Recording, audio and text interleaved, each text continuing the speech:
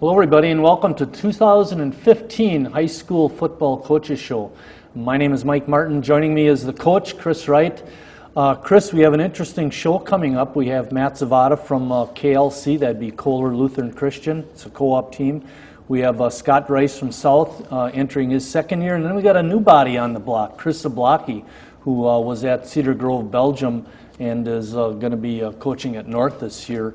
So we have an interesting show. Also, we have some changes in the conferences. Yeah, it's a new year, new season, new conferences, new coaches. Very excited about the upcoming season, and you know, I saw a little bit of red in some of the leaves the other day, so fall must be coming. Hopefully those weren't dead leaves from the trees that blew down from the storm the other day. The changes in the conferences, Chris, interest me, and we were just talking before we came on the air about who's got a chance to win the Big East, and that includes some of the schools from the CLC. And it's going to be hard to pick. I mean, we like to do the picks each whenever we do this program, so that's going to be a tough one. It is, and I'm very traditional, and I like it. I'm very hard to change things. So there's new schools from the old Packerland in with the Big East of the CLC, and a couple teams gone from the Fox River Classic Conference as well. Yeah, and that's always a tough one to pick because of the strong teams with the Southwest and Bayport and those kind of schools. So it'll be tough. It will be tough, and we'll make some predictions at the end of the night. All right, we're going to step out for a few seconds. When we come back, Chris will be talking to Matt Zavada from KLC.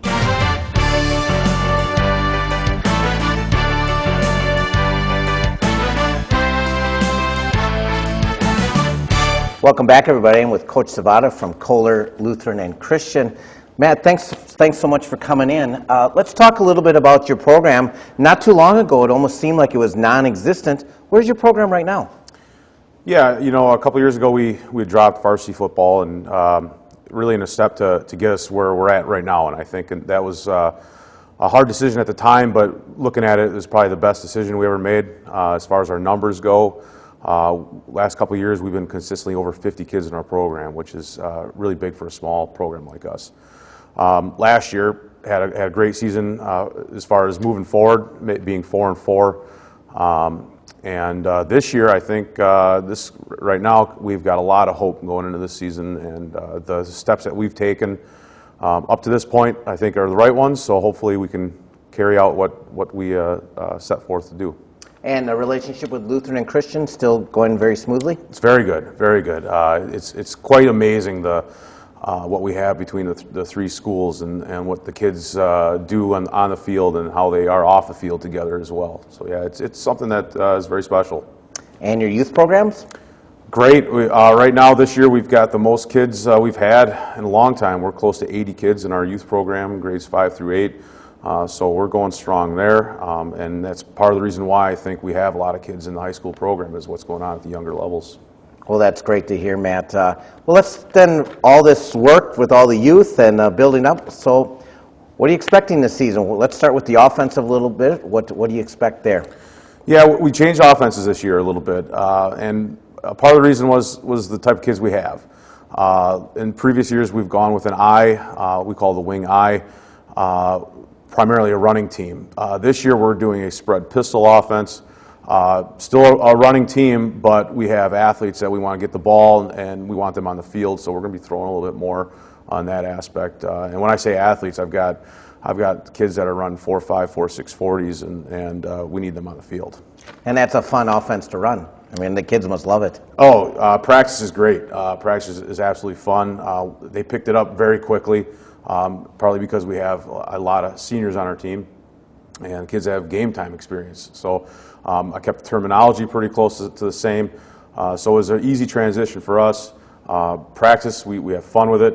We do periods in practice where we just want to score each time we run a play, and they do it, and they love it. So it's been good for us. It's been good for the kids, and hopefully this season it just carries out to what we expect. Any special players on the offensive side of the ball that we should watch? Yeah, we got lots of special players to watch. Braden Van Ness, our quarterback, is back. He's a junior, but he started last year as a sophomore. He just looks 10 times better this year than he did last year. He's a little bigger, a little stronger. Our tailback, Caleb Ron, sophomore this year. He was injured last year, but he comes in at about 195 pounds, running a 4.5 40. So he's a load. Michael Horowitz, who was just named on the watch list for the Altoon Award for the state. He's a 3-year starter at receiver for us, so he's back. Michael Gesh at offensive line, he's returning all-conference player. Alex Tim was our fullback. He's going to the offensive line. He's a big kid, about 250 pounds. Yeah, so I got those two next to each other, so I expect big things out of them. Sam Frang is a returning receiver. We got guys all over the place that'll offer us some good playing time. Let's flip it to the other side of the ball on defense. Looking okay? Looking great. We return, I think, 10 starters from last year. So on defense. So I think with the system that we started last year, that Coach Nixon brought in when I hired him as my defensive coordinator, he's got that humming along nice. It's that 3-3 defense, and our guys are really doing well. Sam Kohler is returning as one of our starting linebackers, one of the best linebackers I've coached, and he gained about 30 pounds off in the offseason of muscle, so he's looking good. Michael Gesh, Alex Tim, guys that are going both ways. Michael Horowitz is going to our safety this year as from an outside linebacker, and he's filling nicely there. Levi Modal, sophomore, middle linebacker. Again, one of the better linebackers I've coached as well. Caleb Ron is at linebacker. So I've got guys that are 190, 195 pounds at my 3 inside backers. So I think they move well. They're athletic. It should be fun to watch. Sounds very optimistic. Let's talk about the special teams a little bit. You got a kicker and a punter? Yeah, we're working on Alex Tim will punt for us. He's been my backup in years past, so he'll step in that feeling pretty comfortable. As far as my kicker goes, I got a couple guys that I'm actually working out this week to see what they can do for us. So that's kind of up in the air at this point. We'll see after today and tomorrow. Our return games there. Horowitz has had a couple returns last year for touchdowns at kick return. So I think he'll be back there this year, and we'll see what happens. Mike Martin and I always kind of mention it. Every time we come out to see you, there seems to be a special teams returning thing. Is it something in the air, or you guys are just well coached? Or seems like there's always seems to be a return when we go out to see you guys play. I guess one thing I learned when I played college football was with my head coach at Concordia, Jeff Gabrielson. He was a big special teams guy, and that kind of rubbed off on me. I spent a lot of time on special teams, and over the years, it's really paid off for us, and as far as quick scores and setting up good field position. So that's something that we take very serious in practice, and our kids know it too. So it's helped us over the years. Let's talk a little bit about another thing that's new for you. Is the conference new this year, and some different opponents and new teams and a little more travel. What are your thoughts about that? I don't mind it. I don't mind the new conference. Last year we only had 8 games because we couldn't schedule a 9th. We just couldn't find anybody. So as far as scheduling goes, we don't have to worry about that anymore. All the opponents coming in are pretty similar to the old CLC. So for me, it's good. I like it. They match up well with everybody. The only thing that we're not going to see is some teams we don't see for 2 years. So we won't be playing Oostburg, for instance, for 2 years, and that's somebody we played in the old CLC every year. So, but it's good. It's good for the conference, and it's good for all the schools in it. And travel for you? The longest game we have is up to Neenah, to St. Mary's Catholic, but it's better than going up to Rosholt, which we've done in non-conference in years past, because that's all we've got. Well, thanks so much, Matt, for coming in. Sounds like a very optimistic year. We'll be seeing you sometime this season. With that, when I return, Coach Rice will be here from Sheboygan South with Mike Martin.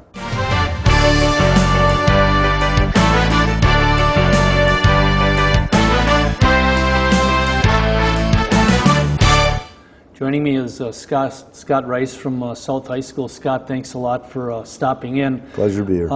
This is your second year at South, and I know it was not a hassle, but a little discombobulated last year. How is it this year coming in, with your second year and having been through the rigors of not only coaching but teaching? Well, it's definitely more relaxed. I mean, last year it happened really late in the year, so there was a lot of stress there, but this year, it's been really good. We got a couple new staff guys that have really I think taking a lot of the load off.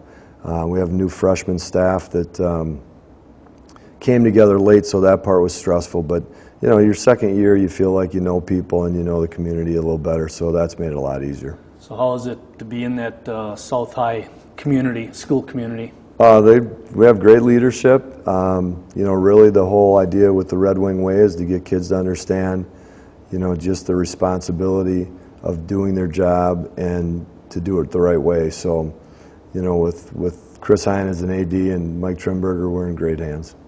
Last year, the team finished 6-3 overall, 5-3 in the conference. You had really a great win over North. It wasn't a very good game to broadcast. You guys pretty much took control right from the beginning. Yeah. But as you look back on last season, what were your perceptions? Well, I looked at last season and thought we had some opportunities that slipped away, but not unusual for a first-year team under a first-year staff, because there was some growing pains, to say the least. And you know, really, I was proud of the way they progressed, but I really felt like we left an opportunity out there to potentially be a playoff team.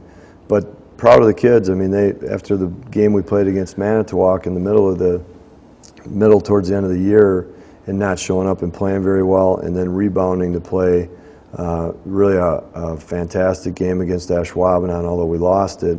I think it really was a credit to the kids that they hung in there and played that kind of game and improved week in and week out.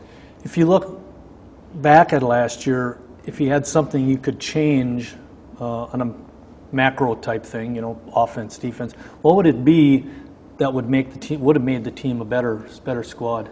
I mean, we could have improved in almost all areas. You know, kicking game gave us some issues. Field position was always a struggle, which is usually overlooked. But to me, you know, if they're playing on a short field and you're playing on a longer field, it just makes it tough. Defensively, obviously, to give up fewer points would have been good. But, you know, we had some growing pains. And offensively the same way. We had games where, you know, first-year system, kids are going to have mistakes. So all areas could have been improved, but you know, we got a second chance this year to have guys that have played some experience to step up and do well.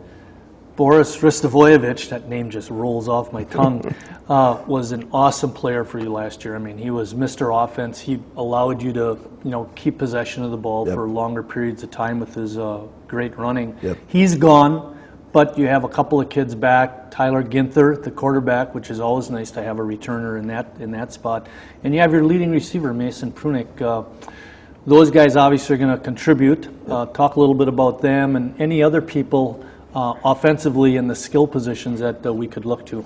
Well, first of all, losing Boris is a blow to any team. But having said that, we have some linemen coming back that I think having a year under their belt will be really beneficial. We have some young guys coming up on the line that I think will help us a lot.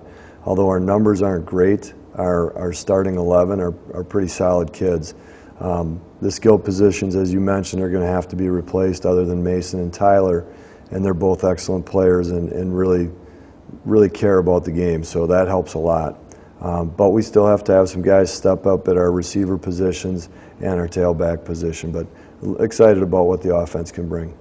Trying to nail you down on specifics, who would take over for Boris? Well, right now we've had a few kids kind of rep in there. Matt Kittleson, Monty Mathis, even Mason will play a little bit of 4. So we have some kids that are back there that can you know, pick up some of the slack. To replace Boris is probably not going to be an easy task, but hopefully, you know, again, Tyler helps us in the run game as well. So I watched some game footage last night preparing for our interview today, and I noticed it seemed like a few of the times when you lined up, Mason Prunick was in the backfield, and then a lot of times would shift out of it. But so I would think there's a certain comfort level with him being in the backfield. Yeah, just in terms of terminology, he's really good that way too. So, you know, it's a tough learning curve as a sophomore to play. So him being a junior now and having a year under his belt, he'll be comfortable in the backfield. We talked a little bit at the beginning when we started this about, you know, what you'd want to improve on. You mentioned all areas. One of the things I thought was the defense at times look very good, and then at other times, it just didn't show up the way you'd like it to. What are you going to do this year to try and get a little more consistent on the defensive side of the ball? Well, we're in a difficult situation just on numbers alone with kids playing a couple positions, on both sides. So really we're trying to do things that are going to play into our strengths, similar to our offense that tries to make teams cover the whole field and be responsible for everybody. We're trying to be a little bit more unpredictable on defense, and hopefully some unpredictability will lead to some big plays. We did a lot of what we're doing last year at the end of this year, or we're going to start this year with what we did at the end of last year. So when I was watching that game footage, like I mentioned, you did have 2 big turnovers by the other team that you recovered fumbles on, so hopefully you can keep that aspect going too. Yep. Last year you didn't throw maybe as much as you would this year simply because of having Boris running the ball so much. Do you see yourselves running or passing a little bit more this year? Yeah, well, Tyler was, I think, the 10th leading passer in the state, yardage-wise, so it's not like you were running all the yeah, time. we threw for almost 2,000 yards, and we're close to that in rushing, too. So we had a pretty good situation, both run and pass. So we'd like to keep a balance, but certainly Tyler gives us that advantage to be able to throw. You talked about numbers being a little bit low on the varsity side. JV and freshmen, as we talked before we came on the air, you thought were pretty good. Talk a little bit about the freshman and JV levels. Well, again, our youth program has really made strides, huge strides. We're up to 64 kids, 7th and 8th grade, which is the biggest numbers we've ever had. So I'm really proud of that and happy with that. Our 9th grade numbers are okay. They're not bad. They're around 30. But we knew our junior class was going to be a little down, and that's now our seniors. So our numbers at the varsity JV, we'll have 2 teams, but we need to, like all teams, stay healthy and have some good fortune that way. Okay, we just have a few seconds left, Scott. Talking about the conference, who do you see, being a top-tier team, and where does South fit in? Well, I don't know if we fit in, but we're looking to compete with every team. Obviously, the Bayports, Ashwaubenons, and Notre Dame, who we're fortunate to start out with those 3, they're always going to be up there. They just have a great situation and great staff, so they're certainly going to be the teams to compete with. All right. Thanks a lot for stopping in. I really appreciate it. Good luck this year. Thank we're you. going to see you play, I believe it's August 28th Yep. when you host Notre Dame, so we're looking forward to that. Looking forward to having you. When we come back, I'm going to be talking to Chris Zablocki from Sheboygan North.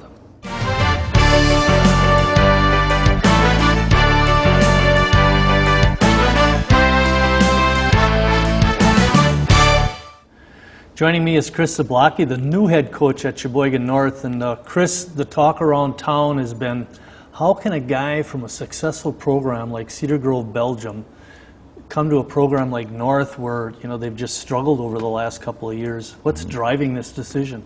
Well, as my players in the past at Cedar Grove, Belgium know, and now the players at North High know as well, we run the program by a pyramid of priorities, and we make our choices based on what level if it falls in the pyramid. And overall, this was it was a better for my family to make the move to Sheboygan North and become part of such a great family of North. It wasn't easy. It was hard. A lot of great relationships. I had 12 years teaching at Cedar Grove, Belgium, and I loved every year. So it was tough, but the great thing was my former players at Cedar Grove, Belgium knew once I told them what was happening, they knew that I was making a decision based on the pyramid. They all gave me hugs, and there's a lot of tears shed, and they wished me well, and now it's time. Sometimes you have that gut feeling, and it's the right thing to do. And everything I lined up for me, it was the right place to go to Sheboygan North for the move for my family and to take over a program that has struggled in the past, but we're going to put it in the right way and make this community proud. One of the things that you're hired for was to be a teacher. Yes. And I know that we've been talking prior to us coming on the air. You're not teaching at North. Talk a little bit about your position as a teacher in the district. So I was very fortunate to be hired at Grant Elementary with new principal Jim Renzelman and a great 5th grade staff. and we're working together and doing the same thing I was doing at Cedar Grove, Belgium, teaching 5th grade, and it's on the north side. So I start to mold some relationships with those younger kids and teaching the life lessons that that they can bring as they get older and hopefully bring up to the football program and develop relationships. Now I know it's not all the north kids, but it's a good handful, and so I get to start a rapport with them at a young age, and hopefully that'll transition into the high school level. How did Dan Stengel play into all of this? He's the athletic director, and I'm sure he has something to say about who gets hired as a football coach and so on and so forth. Dan, first and foremost, has been just a great boss to work for. The administration at North High has been great. They're very supportive. We made some contact, and I met with him at North High. He showed me around. We talked a long time about North High expectations, why I would be the right fit to join North High as their football coach, and who I had on staff, and all these sorts of things. And he was a big factor, just like my previous athletic director, who I got along with very well and worked well together. I knew right away I could work for this man. What does it take to turn a program like North around? I mean, you have nowhere to go but up, because they didn't win a game last year and they really struggled offensively. But you know, when you talk about a program, you're not talking about a one-year success story. You want to build something for the long term. What does it take? Well, it takes, a high amount of dedication. It takes the ability to take a chance on something. Like you alluded to before, leaving Cedar Grove, Belgium to come here, well, sometimes you got to take a chance in life too. Because when I look at the whole situation at North, take a look, it starts with the youth football program, and they have been just phenomenal with me. Working together with me, the coaching staff, 5th, 6th, 7th, and 8th grade, we're making sure at 5th grade, they're learning what the base is at the varsity level now. So it's kind of a grassroots movement, starting from the bottom and working our way up. And with that accumulation of those, I think they'll start understanding the exact same plays I'm calling the 5th grade level to the varsity level. But you have to look at the whole situation. They were 0-9 last year, and we still have a lot of kids in the weight room getting stronger. They didn't have a head coach, but there's that hope inside them, and I saw that in them. I'm like, this could be something very special, because these young men really, really want it. So I think with all those factors that we have the right stuff in place to start this process of changing Sheboygan North around. Let's talk a little bit about this year's team. I know you mentioned just now that you have a lot of players coming back, which is a good thing. Yes. One of which is your quarterback. But talk a little bit about the offense first, and then we'll go to the defense. But talk a little bit about the offense. Now, I know you have Bailey Meyer, quarterback, back, and your leading receiver, Peter Green. Peter Green. Yes. And another good one, Dylan Lindau. Yes. Talk a little bit about the offense and what you plan to do, because last year they did all passing, and you said that may not be the case this year. No, it won't be the case. We'll have to throw. I believe in a balanced attack. I believe, especially in the state of Wisconsin, with the weather towards the end of the season, even sometimes at the beginning, you have to be able to establish a run game. And so we've been really working hard. We have a lot of offensive linemen coming back, and it's coupled with some size too. So it's a whole new system for them. And so you can see a lot of power stuff from us, and trying to get to the outside, a lot of play action passes from us, and trying to, I'm a big proponent of trying to get our athletes the ball, especially in space, like a Peter Green and Dylan. And so we're kind of designing the offense a little bit around that too, but first and foremost, we have to be able to have some success running the football. So you'll see some, about a 50-50 balance from us this year. As you know, championship teams really are based around their defense. If you got a strong defense, it can overcome a lot of obstacles, let's say, on the offensive side. Yeah.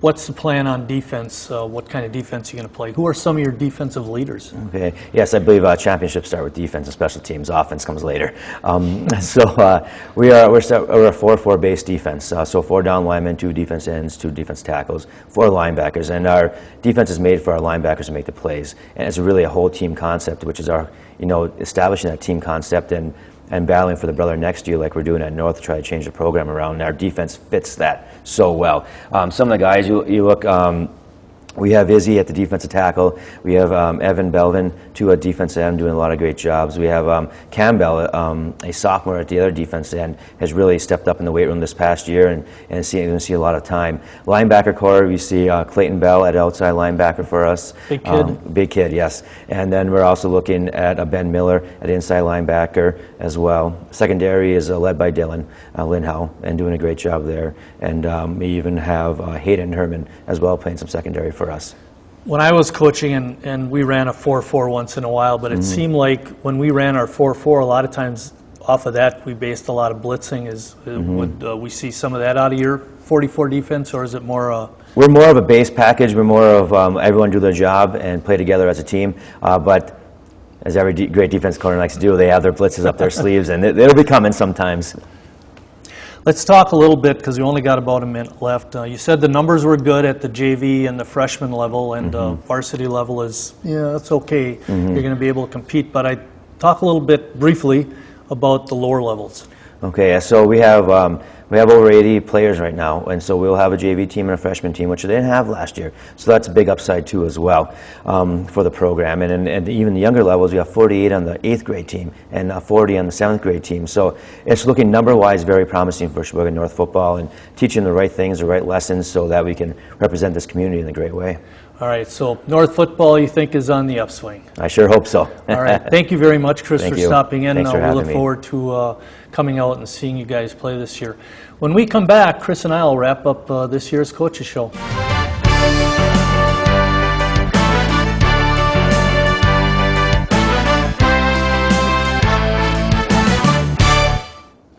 First of all, I want to thank all the coaches for giving of their time. A program like this doesn't just happen. We have to get cooperation, and we definitely got that, Chris, from the coaches this year. Very interesting comments by them, too. Yes, and a new year brings new expectations and new hopes, and I'm looking forward to see how things turn out by the end of October. All right, let's break down the conferences. We could talk a lot about the Eastern Wisconsin Conference and the East Central Conference, but we're going to not push them aside, but we know that Plymouth is in one and Falls in the other, and that created a bit of a controversy. Yeah, and it's kind of sad because those are schools that have played each other, and the rivalry in our county has been spectacular. And again, I don't always know if it changes for the better, but that'll be one rivalry that we're definitely going to miss here in the county. Let's talk about the smaller conference first, the Big East, which seems like a little bit of a funny kind of thing because those are smaller schools. But we have Cedar Grove, Belgium, Howards Grove, KLC, Oostburg, Ozaki, Random Lake are all teams from the old CLC, and then Stockbridge, Hilbert, Manitowoc, Lutheran, Mishicot, Reedsville, and St. Mary's up near St. Mary's Central, up near Neenah, from the Packerland Conference. How do you see that conference filling out or shaking out in the end? Well, we don't know much about those other schools, but I'm going to go with Hilbert. Always seemed to be a bigger school from that league, and of course you better watch Cedar Grove, and it sounds like KLC might just be somebody to watch, and hopefully maybe a playoff berth for them, and a local team in the playoffs would always be nice. The Packerland Conference was comprised of schools that were a little bit bigger, and Hilbert has a tremendous, not rivalry, but a tradition of being good football teams, and they combined a little bit with Stockbridge. I don't think they get a whole lot of players from there, but I'd have to agree with you there. I think it's going to be Hilbert-Stockbridge winning that conference. A little bit about the Fox River Valley Classic Conference. We mentioned two teams were out. Those were? East and West, which is, again, I like tradition, and that's a whole new issue we can talk about this season. But I know Bayport won it last year. I'm going to go with Ashwaubenon and watch out for Preble. Okay, I'm going to pick Green Bay Southwest. I think they've got a good coach, and they've been strong over the years. Whether they can have that little bit extra to push them the next step, we don't know, but we'll find out. So we've got Hilbert in the Big East, and you have? I'm going with Ashwaubenon.